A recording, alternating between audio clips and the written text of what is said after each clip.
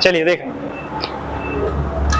चलिए देखें, समझना आसियान का मतलब क्या है। और देखो ये तो हम आपको YouTube पर भी डाल रहे हैं, पब्लिकली डाल रहे हैं अभी तो, ठीक है ना।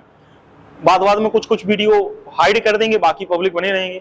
और आपके लिए कोई हाइड नहीं रहेगा, आपको हम ऐप में कल परसों तक हम ऐप बना लेंगे और उसमें आपको ऐप में जोड़ देंगे। उसमें सारे सिस्टमेटिक वीडियो लगे रहेंगे आपके, चाहे वो मैथ पढ़ाएं हम, चाहे साइकोलॉजी पढ़ाएं या कुछ भी पढ़ाएं, ठीक है ना। वो सारे वीडियो लगे रहेंगे। हम कोशिश करेंगे जो पुराने वीडियो भी हमने पढ़ाए हैं वो भी उसमें डाल दें और लिख देंगे ये ओल्ड वीडियो हैं, आप चाहो तो वो वाले वीडियो भी पढ़ सकते हो। हम करंट तो आपको पढ़ा ही रहे हैं, मतलब लेटेस्ट में। और इनको आप बार बार रिवाइज करेंगे, जितनी बार आप रिवाइज करेंगे उतना ही आपको समझ में आएगा, कहने का मतलब, ठीक है ना। चलिए देखना, मतलब बस हमारी यही है कि वन लाइन में करंट अफेयर्स नहीं पढ़ाते कि बस एक लाइन हो गया और हो गया, इसका याद कर लो। क्योंकि ना तो वो हमें याद होता है और ना हम किसी से कहते हैं कि तुम याद कर लो। हम जब 20 मिनट एक टॉपिक पर बोल लेंगे तो उससे रिलेट सारे पॉइंट क्लियर होते हैं। अब इससे रिलेट करके प्रश्न कुछ भी पेपर में पूछा जाए हमसे टिक हो ही जाएगा, कहने का मतलब ये है। हम वन लाइन के प्रश्न करते हैं, उससे हमें पढ़ता नहीं पड़ता, कहने का मतलब है। हमने इतने 2-3 एग्जाम जो देखे हैं उसमें इसी से हम जीत पाए हैं कि हम ओवरऑल कंप्लीट करा दें। अब इसमें से कुछ नहीं फंसता। आप बच्चों से पूछोगे, ये बच्चों की ही मुंह जवानी है, कहने का मतलब है। 69,000 में 30 में से 29 क्वेश्चन बच्चे के सही हुए थे और वो सब पढ़ाए हुए फंसे थे। 68,500 में तो बच्चे कह रहे थे, ऐसे लग रहा था कि जैसे आप यहाँ, मतलब अब चूंकि यहाँ अब इतना पॉसिबल नहीं हो पाता कि हम पुछाई करें हाँ भाई चलो बताओ। वहां पर शुरुआत में ये होता था कि गिनती के कम लोग थे, तो उसमें हो यह जाता था कि हम, टाइम भी बहुत था 68,000 में, तो टाइम अधिक होने की वजह से सिलेबस पूरा हो गया। उसके बाद सिर्फ रिवीजन, तो रिवीजन में करंट अफेयर्स क्या रिवाइज होगी, तुम करके आना, यहां से यहां तक हम पूछेंगे। तो केवल और केवल उनसे पूछते थे, हम प्रश्न पूछते थे, उत्तर बताओ तुम, कहीं नहीं होता। कॉपी हम भी बंद कर देते, ऐसा थोड़ी है कि हम भी कॉपी देख के उत्तर बताएंगे, तो फिर हम क्या करेंगे एग्जाम में, बात समझ गए ना। तो फिर वही चलता था, केवल डिस्कशन, किसको कितना याद हो सकता है, ठीक है ना। तो वो ज्यादा बेनिफिशियल रहता है, लेकिन अब इतना संभव नहीं, इसलिए आप स्वयं ग्रुप बना लो और डिस्कस करो, वो ज्यादा सही है। चलिए आसियान क्या है, सबसे पहले आसियान को समझते हैं। दक्षिण पूर्व एशिया, हमने कहा मैप का मानचित्र आपके दिमाग में होना जरूरी है। सबसे पहले जैसे ही नाम लिया दक्षिण पूर्व एशिया, तो कहां है दक्षिण पूर्व एशिया, ये 4 दिशाएं, और 4 दिशाओं में आपको पता होगा कि 4 दिशाएं ये हैं इस प्रकार से। ऊपर की दिशा हमेशा किसको दर्शाएगी, नॉर्थ दिशा को, यानी कि ये हमेशा उत्तरी दिशा दर्शाएगी। तो नीचे की किसको दर्शाएगी, साउथ को, कहने का मतलब है। तो ये क्या आएगा, ईस्ट आएगा, और ये क्या आएगा, वेस्ट आएगा। कहने का मतलब है ये ईस्ट आएगा और ये क्या आएगा, वेस्ट आएगा। ये ईस्ट को हम कहते हैं पूर्व और इसको कहते हैं साउथ को दक्षिण। तो हम बात किसकी कर रहे हैं, दक्षिण पूर्व एशिया देश, यानी कि दक्षिण पूर्व एशिया के अंतर्गत आने वाले देशों की ही तो यहां चर्चा करेंगे आसियान के अंतर्गत। बात समझ पाई कि नहीं। तो दक्षिण पूर्व एशियाई देश में जो छोटे छोटे देश आए हैं, उन्होंने मिलकर के ये क्या किया है, एक संगठन तैयार किया है। चाहे वो वियतनाम हो, थाईलैंड हो, ब्रुनेई हो, मलेशिया हो, कहने का मतलब ये छोटे छोटे देशों ने क्या किया है, संगठन तैयार किया है। तो उसकी चर्चा कर लेते हैं। ये आता बहुत है, भारत इसका सदस्य देश नहीं है, उसके बावजूद भी भारत को इनवाइट किया जाता है। भारत एक साझेदार देश है, कहने का मतलब है वार्ता करने के लिए भारत को क्या किया जाता है, बुलाया जाता है।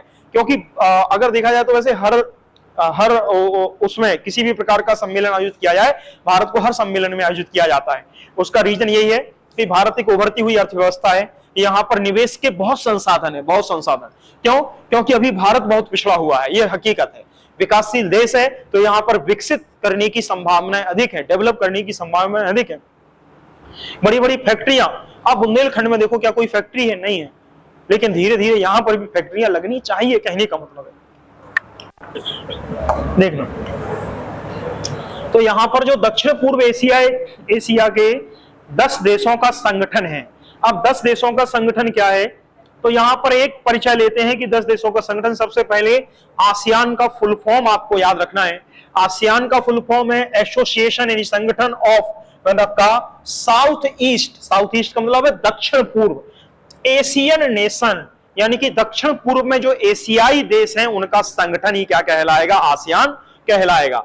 ये हिंदी लिखी है, दक्षिण पूर्व एशिया के 10 देशों का एक क्षेत्रीय संगठन है, जिसका उद्देश्य, किस उद्देश्य से इकट्ठा हुए हैं, किसी भी प्रकार की आर्थिक समस्या है तो आपस में निपट लेंगे, किसी प्रकार की राजनीतिक सहयोग है तो आपस में निपट लेंगे, किसी प्रकार का सामाजिक सांस्कृतिक सहयोग है तो भी आपस में क्या कर लेंगे, निपट लेंगे। यानी आपस में ही हम क्या करेंगे, एक दूसरे को सहयोग प्रदान करेंगे। तो बात करते हैं इसकी स्थापना कब की गई। इसकी जो स्थापना की गई है 8 अगस्त 1967 को की गई है। इसका घोषणा किसके तहत की गई है, बैंकॉक घोषणा पत्र के तहत इसकी क्या की गई है, घोषणा की गई है। ये बैंकॉक कहां है, थाईलैंड में है। ये स्थान है थाईलैंड में बैंकॉक, जहां पर इसकी क्या की गई थी, घोषणा की गई थी। तो ये पॉइंट इंपॉर्टेंट होता है कि किस घोषणा के तहत आसियान की स्थापना हुई है। तो बैंकॉक घोषणा के तहत क्या हुई है, आसियान की स्थापना हुई है। फिर बात करते हैं यहां पर इसका मुख्यालय कहां है।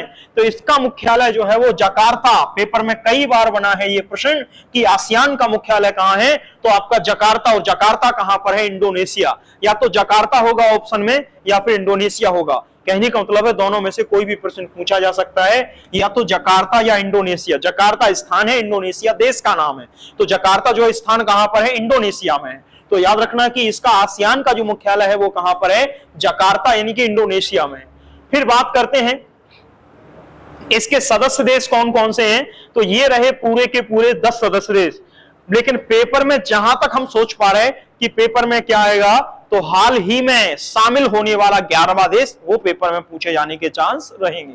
तो यहां पर जो है सबसे पहले Indonesia, Malaysia, Singapore, Thailand, Philippines, Brunei, Vietnam, Laos, Myanmar, Cambodia, ये सारे के सारे जो 10 देश हैं वो क्या हैं, आपके सदस्य देश हैं, जिनको आपको याद रखना ही पड़ेगा। कहने का मतलब है Indonesia, Malaysia, Singapore, Thailand, Philippines, Brunei, Vietnam, Laos, Myanmar और कंबोडिया, ये सारे के सारे जो 10 देश हैं ये कैसे देश हैं, ये कहने का मतलब है ये आसियान के सदस्य देश हैं।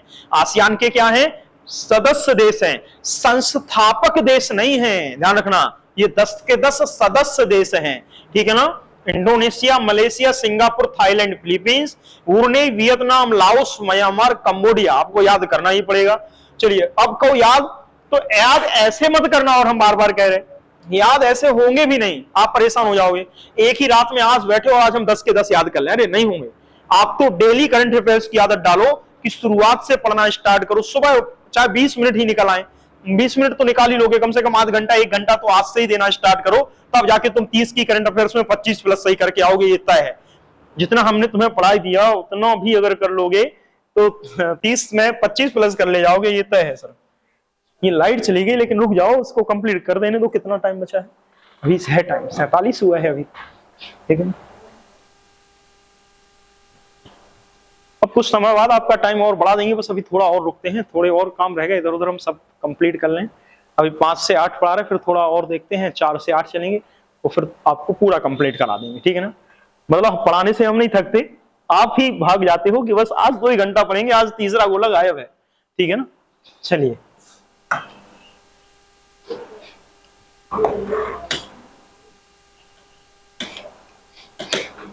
चलिए, तो यहां पर हमने बताया 4 जो 10 जो है वो आपके सदस्य देश हैं, लेकिन संस्थापक नहीं है। संस्थापक केवल 5 हैं।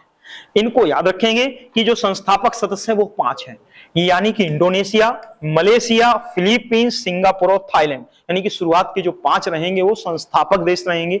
यानी कि इन्होंने ही मिलकर क्या की थी, स्थापना की थी आसियान की। फिर धीरे धीरे धीरे धीरे सारे देश जो है वो क्या करते रहे, जुड़ते रहे एक एक करके। तो वर्तमान में कुल सदस्यों की संख्या कितनी हो गई है, 10। आप 10 मानोगे, लेकिन अब 11वें देश को शामिल करने पर सहमति बनी है, तो आगे जाके ये आसियान में जो है वो कितने सदस्य हो जाएंगे, 11। यानी कि अभी 10 है, फिर कितने हो जाएंगे, 11। अब ये खत्म नहीं हुआ है बहन जी, भी रुक जाओ, अभी नहीं हुआ है खत्म। वो लाइट गई तो वो PDF को कट हो जाती है। फिर से खोल रहे हैं,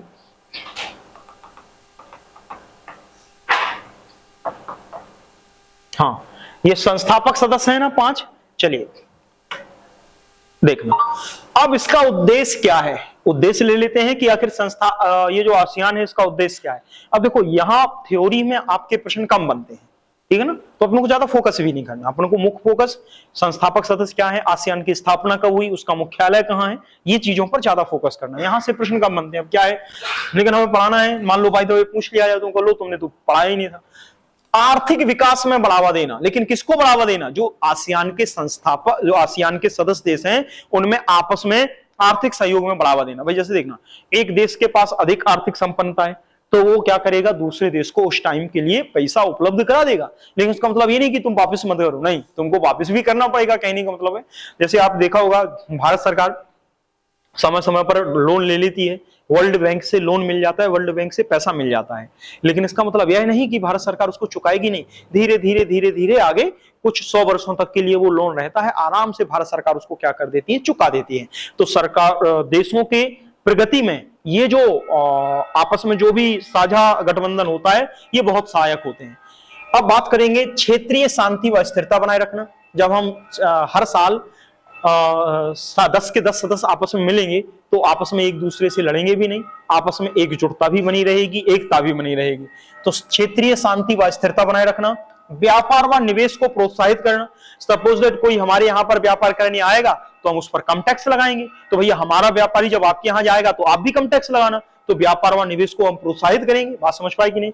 शिक्षा विज्ञान संस्कृति में सहयोग, एक दूसरे की शिक्षा विज्ञान संस्कृति में, आतंकवाद और सीमा पार अपराधों से भी निपटने में हम सारे देश मिलकर के क्या करेंगे, एक साथ लड़ेंगे। कहने का मतलब है एक साथ इस समस्या को निपटेंगे।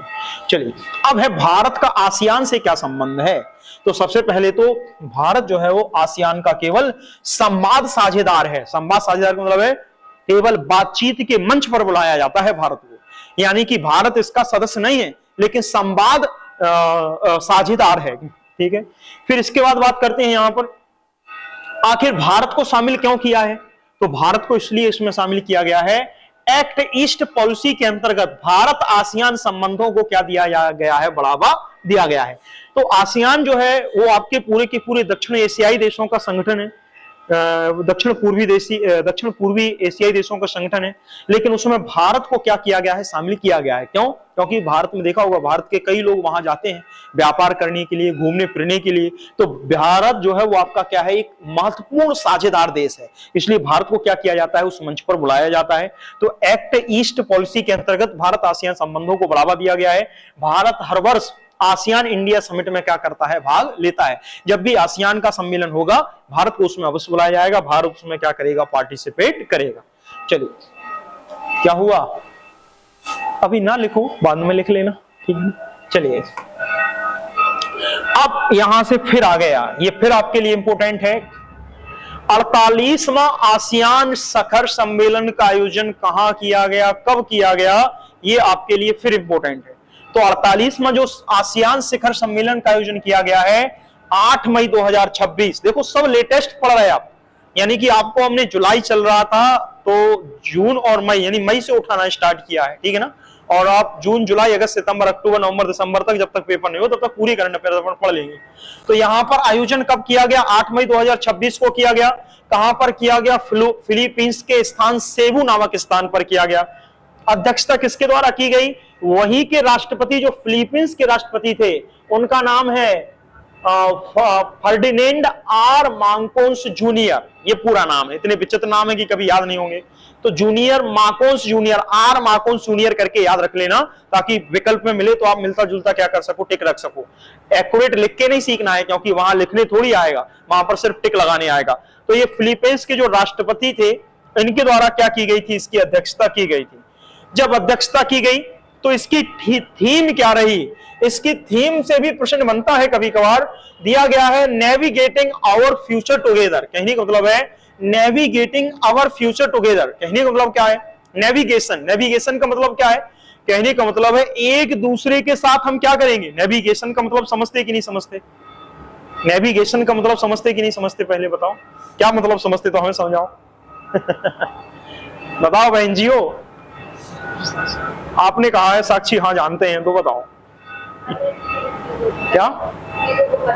हाँ, कनेक्टिविटी एक प्रकार से। कहने का मतलब है एक देश, जैसे हमारे यहाँ पर कोई चीज घटित हो रही है तो हम पूरी इंफॉर्मेशन आपको दे रहे हैं, दूसरे यहाँ पर कोई चीज घटित हो रही है तो वो आपको इंफॉर्मेशन दे रहा है, वो एक प्रकार का नेविगेशन सिस्टम है। जैसे आपको कहीं जाना है, आपको कहीं जाना है तो आप गूगल पर लोकेशन डालते हो, पहुंच जाते हो। नेविगेशन से हम देख सकते हैं कि वहां पर क्या घटित हो रहा है, ठीक है ना, देखते हो गूगल मैप वगैरह से कि वहां की स्थिति को हम देख सकते हैं। तो यहां पर दिया गया है नेविगेशन अवर फ्यूचर टुगेदर, कहने का मतलब है जो नेविगेशन है वो ही हमारा क्या है, भविष्य है। कहते हम एक ही स्थान पर बैठे बैठे दूसरे स्थान पर क्या चीजें घटित हो रही हैं हम उसको क्या कर सकते हैं, देख सकते हैं। चलिए बस रुक रहे सर, परेशान नहीं हो, अभी 8 फिर भी नहीं बजा है, इसलिए आप बिल्कुल परेशान नहीं हो, हम पूरा कंप्लीट करने को। इसमें चर्चा के विषय क्या रहे, तो 3 मुख्य रूप से चर्चा के विषय रहे। ऊर्जा सुरक्षा, यानी कि हम ऊर्जा की किस प्रकार से सुरक्षा करेंगे। जरूरी नहीं कि जो बिजली की खपत है या जो वाहन है वो पेट्रोल डीजल का ही उपयोग कर रहे हैं, कोई वैकल्पिक साधन भी है कि नहीं है ऊर्जा का। खाद्य सुरक्षा, यानी कि फूड जो किसी भी प्रकार का भोजन आ रहा है उसकी सुरक्षा की बात की गई। विदेश और संकटग्रस्त क्षेत्रों में आसियान नागरिकों को सुरक्षा, यानी कि विदेश में कोई क्षेत्र है जो संकटग्रस्त है, मान लो ईरान है, इराक है, कहीं पर अगर युद्ध छिड़ गया तो आसियान के जो सदस्य देश रहेंगे, सदस्य देशों के नागरिक रहेंगे, उनकी सुरक्षा कैसे की जाएगी। भाई छोटा मोटा देश की कोई बात नहीं सुनेगा, लेकिन एक आसियान पूरा संगठन बन गया तो कम से कम उसकी बात तो कम से कम अन्य देश सुनेंगे, ठीक है ना। अब आप कहो तो हम रुक जाएं, क्योंकि अभी ये खत्म होने का नाम नहीं ले रहा है। रुक जाएं, ओवर हो गया ठीक है, 1 मिनट रुक रहे, हम 1 मिनट रुक रहे, लेकिन उसके पहले जो इंपोर्टेंट पॉइंट है वो हमें खत्म करने दो। 49वां शिखर आसियान शिखर सम्मेलन, इसका आयोजन कहां होगा ये पहले से ही तय है और ये आपके पेपर के लिए इंपोर्टेंट बनेगा। क्यों? 49वां आसियान शिखर सम्मेलन कब की आयोजित किया जाएगा, नवंबर 2026 में, और फिलीपींस के मनीला में क्या किया जाएगा, आयोजित किया जाएगा। तो ये सबसे ज्यादा इंपॉर्टेंट पॉइंट बनेगा पेपर के लिए कि 49वां आसियान शिखर सम्मेलन का आयोजन कहां होगा, नवंबर 2026 में मनीला के फिलीपींस में क्या किया जाएगा, आयोजित किया जाएगा। तो ये पॉइंट याद रखने, इसमें सभी देश भाग लेंगे, ये नहीं पूछता है वो पेपर में, ठीक है ना, ये नहीं पूछता है, ये केवल 2 चीजें, नवंबर 2026 में और कहां, मनीला के फिलीपींस में क्या किया जाएगा, इसका आयोजन किया जाएगा, ठीक है ना। और ये बैकग्राउंड में इतनी चीजें नहीं थी, हमने इसको छोड़ दिया है, जरूरत पड़ेगी तो हम कल इसमें इसको ऐड करा देंगे। आप फ्री हो, ठीक है सर, ओके।